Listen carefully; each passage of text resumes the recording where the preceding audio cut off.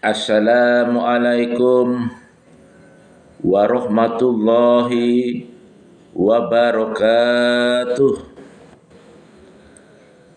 Alhamdulillah wassalatu wassalamu ala Rasulillah wa ala alihi wa sahbihi wa mawala, amma ba'du.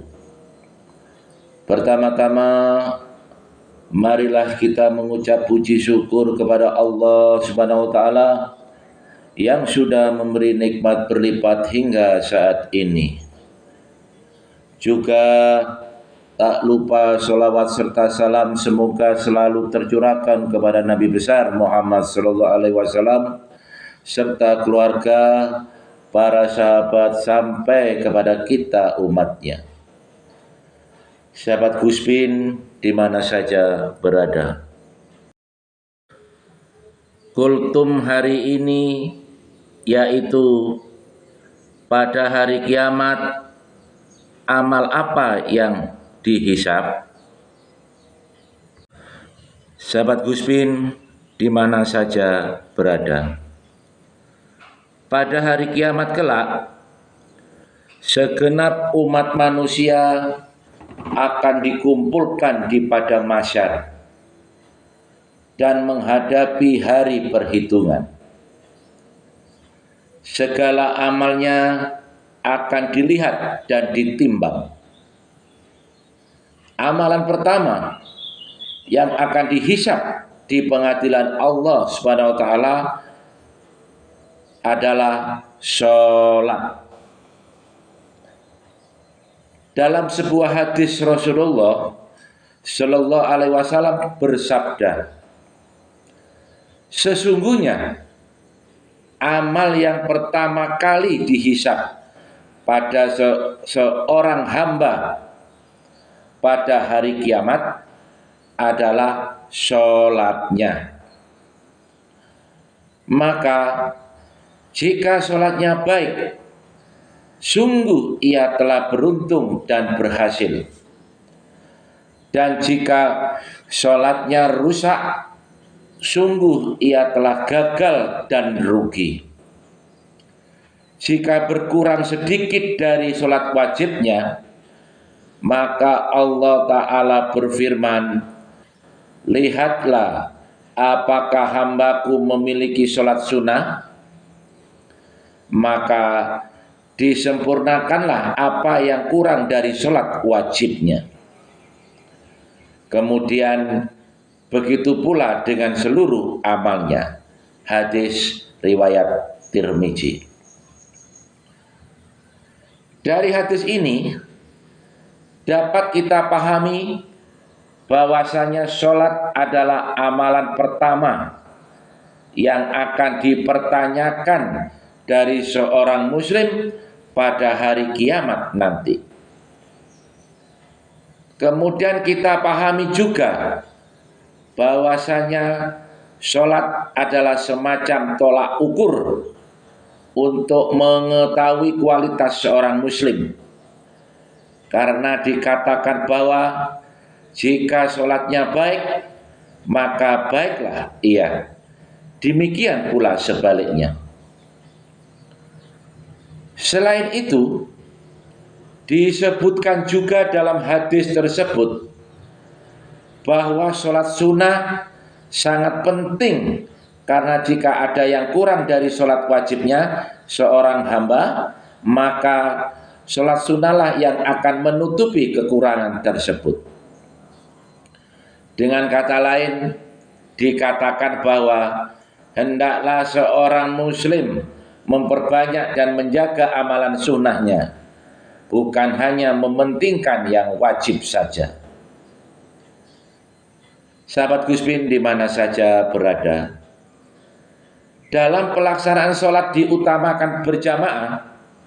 Sholat berjamaah memiliki nilai 27 derajat, lebih baik daripada sholat sendirian. Oleh sebab itu, kita diharapkan lebih mengutamakan sholat berjamaah daripada sholat sendirian saja. Gemar melaksanakan sholat berjamaah berarti gemar mencari pahala yang besar. Sahabat Gusbin di mana saja berada, Rasulullah SAW bersabda dari Abdullah ibnu Umar, sesungguhnya Rasulullah SAW telah bersabda, sholat berjamaah lebih utama daripada sholat sendiri dengan nilai 27 derajat. Hadis riwayat Bukhari Muslim. Di samping pahala yang besar, di dalam sholat berjamaah terdapat beberapa hikmah yang besar. Di antaranya memakmurkan masjid, menambah syiar Islam, mempererat tali persahabatan, menumbuhkan persamaan derajat antar sesama muslim karena tidak ada perbedaan di sisi Allah kecuali karena ketakwaannya. Sikap saling pengertian, peduli dan saling tolong menolong antara sesama muslim. Untuk mendapatkan pahala dan hikmah yang besar dari ibadah sholat, maka kita harus gemar melaksanakan sholat berjamaah. Sahabat Gusbin di mana saja berada, hukum sholat berjamaah adalah sunnah muakkad.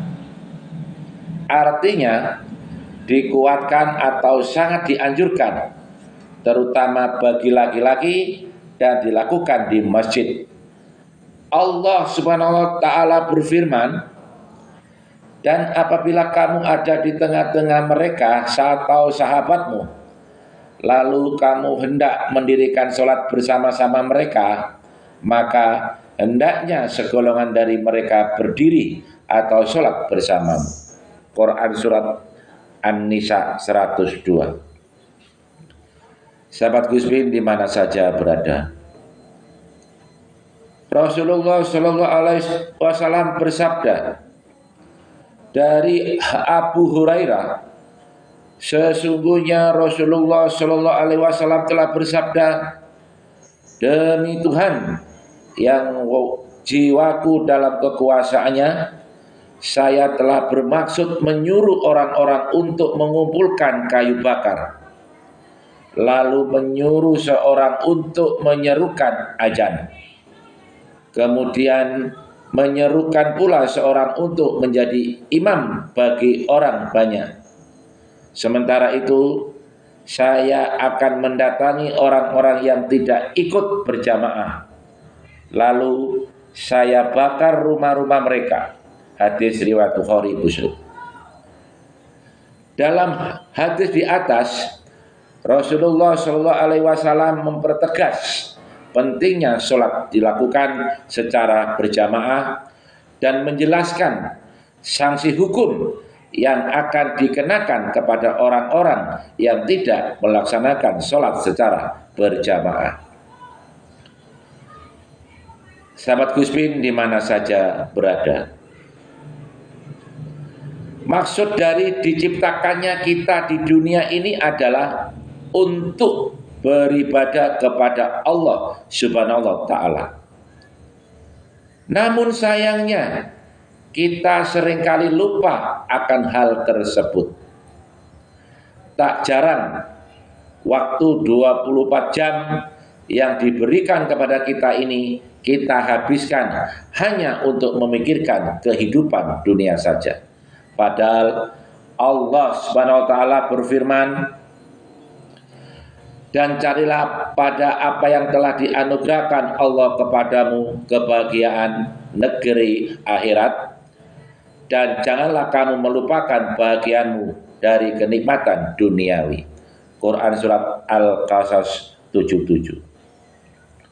Sahabat Gusbin di mana saja berada, pada ayat ini perintah utamanya adalah mencari kebahagiaan akhirat, sedangkan untuk kebahagiaan dunia yang diperintahkan hanyalah sekedar tidak lupa saja.